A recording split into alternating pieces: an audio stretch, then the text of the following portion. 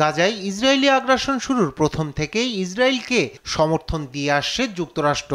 ইসরায়েলের প্রতি $1 বিলিয়ন সামরিক সহায়তা সহ কূটনৈতিক সমর্থনও অব্যাহত রেখেছে ওয়াশিংটন। এর প্রতিবাদে ফিলিস্তিনপন্থীদের বিক্ষোভে উত্তাল যুক্তরাষ্ট্রের রাজপথ। এর মধ্যেই যুক্তরাষ্ট্র সফরে এসেছেন ইসরায়েলের প্রধানমন্ত্রী বেনিয়ামিন নেতানিয়াহু। এদিকে গাজা যুদ্ধের মধ্যে নেতানিয়াহুর যুক্তরাষ্ট্র সফরের বিরোধিতা করে হাজার হাজার মানুষের প্রতিবাদ করার একদিন পর বৈঠক করেছেন যুক্তরাষ্ট্রের প্রেসিডেন্ট জো বাইডেন ও ইসরায়েলি প্রধানমন্ত্রী। গাজায় যুদ্ধবিরতি এবং হামাসের হাতে আটক বন্দীদের মুক্তি নিয়ে আলোচনার জন্য স্থানীয় সময় বৃহস্পতিবার হোয়াইট হাউসে বৈঠকে বসেন এ দুই নেতা। মার্কিন নিরাপত্তা পরিষদের মুখপাত্র জন কির্বি এক বিবৃতিতে এ তথ্য নিশ্চিত করেন। বৈঠকে গাজায় যুদ্ধবিরতি, জিম্মিদের মুক্তি করে আনা, লেবাননে সংঘাত ছড়িয়ে পড়া, ইরানের হুমকি প্রভৃতি বিষয় নিয়ে আলোচনা হয়েছে।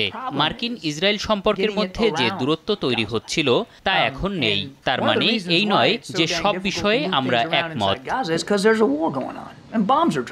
এদিকে গাজার মানবিক সংকট এবং ইসরায়েলি আগ্রাসনে নিরপরাধ ফিলিস্তিনিদের প্রাণহানির ঘটনায় গভীর উদ্বেগ জানিয়েছেন মার্কিন ভাইস প্রেসিডেন্ট কমলা হ্যারিস। বৃহস্পতিবার যুক্তরাষ্ট্র সফররত ইসরায়েলি প্রধানমন্ত্রী বেনিয়ামিন নেতানিয়াহুর সঙ্গে বৈঠকে এ উদ্বেগ প্রকাশ করেন তিনি।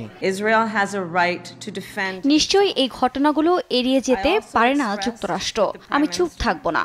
প্রেসিডেন্ট বাইডেনকে ধন্যবাদ জানাই, তার জন্যই যুদ্ধবিরতি ও জিম্মি মুক্তির চুক্তি নিয়ে আলোচনা হচ্ছে।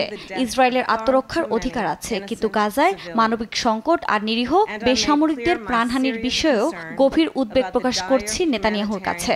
এ যুদ্ধের ইতি টানার এখনই সময়।